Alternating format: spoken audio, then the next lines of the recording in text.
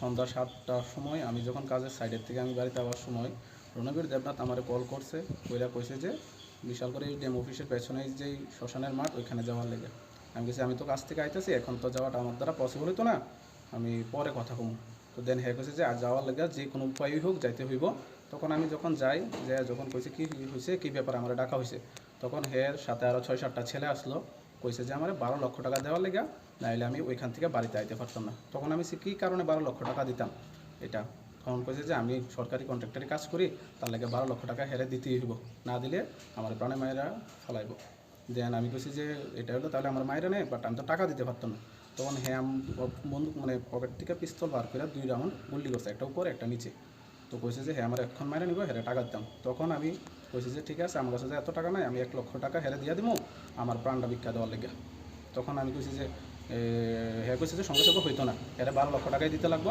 তখন আমার কইছে যে আর 2 লক্ষ টাকা দেবো। আমি তখন কইছি 2 লক্ষ টাকা আমি ব্যস্ত, তুমি এর বেশি পারতো না। তখন রাত 8:30 বাজে আছে গা। তখন হ্যাঁ আমার 1 ঘন্টার সময় হয়েছে, 1 ঘন্টার মধ্যে 2 লক্ষ টাকা দেওয়ার লেগে। তখন রাত্রেবেলা আমি বিভিন্ন জায়গার থেকে আমার আত্মীয় পরিজন যারা আছে সবাই থেকে 1.5 লক্ষ টাকা ব্যবস্থা করি, এবং রাত্র 9:30টার সময় হ্যাঁ সাঙ্গপাঙ্গ, বিশ্বজিৎ, দেবনাথ, কর্ণজিৎ দাস, তারা 2 জন, এবং পেছনে একটা কালো কালার স্করপিও ছিল, ওইটার মধ্যে মেবি রণবীর ছিল। ওরা আয়া আমার বাড়ির সামনের থেকে 1.5 লক্ষ টাকা নিছে, এবং 16 তারিখ পুনরায় 16 তারিখ বিকালবেলা আমার বাড়িতে ছাদ ডালাই চলতেছিল। আমার বাড়ির সামনে যাইয়া 3 গাড়ি, একটা সাদা থার, একটা সাদা স্করপিও, একটা কালো স্করপিও নিয়ে গিয়া ওইখানে 2 রাউন্ড আবার ফায়ারিং করছে। তখন 4টা বাজে, আমার বাড়িতে 40-50 জন লেবার আসলো, তারা খাওয়া দাওয়া করতে আসলো, আমার আত্মীয় পরিজনরা আসলো। তখন কইছে যে বাকি 10.5 লক্ষ টাকা সন্ধ্যা 6টার মধ্যে দেওয়ার লেগে, না হইলে এখান থেকে আমরা বাড়িঘর ছাইরা যাওয়ার লেগে। তখন আমরা কী করছি, প্রাণ ভয়ে এখান থেকে বাড়িঘর ছাইরা 4 দিন আমি অন্য জায়গায় আসলাম। তারপর যখন 20 তারিখ আবার পুনরায় বাড়িতে আসি, তখন হ্যাঁ আবার এইভাবে খবর পাই, আয়া আমার বাড়ির সামনে, মা বাড়িতে ছিল, আমি বাড়িতে ছিলাম না, কাজের সাইডে ছিলাম।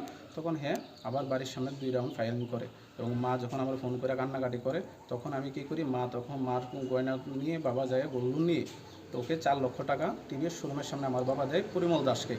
ওই টাকা দেওয়ার পর হ্যাঁ কী করে যে পুনরায় গতকালকে মানে 22 তারিখ সকালবেলা 5:45টার সময় আমাকে ফেসবুকে ভয়েস পাঠায় যে ওকে আরও 10 লক্ষ টাকা দেওয়ার লাগে, না হইলে আমরা আবার কোনো মানে প্রাণে মাইরা ফেলা হইব।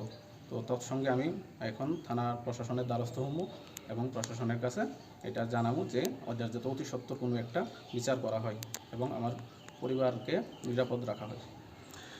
ঠিকাদারদের আমরা আসলে কি, আমরা তো সরকারি কাজকর্ম করি, সরকারি কাজ করে যাই 2 পয়সা রোজগার করি, ওই রোজগারের বিনিময়ে আমরা চলি, এবং ওই 2 পয়সা রোজগার যদি করাটা আমাদের দ্বারা ভুল হয়ে থাকে, এবং ওরার কাছে এটা যদি অপরাধ হয়ে থাকে, তাহলে তো আমরা আর কিছু করার নেই।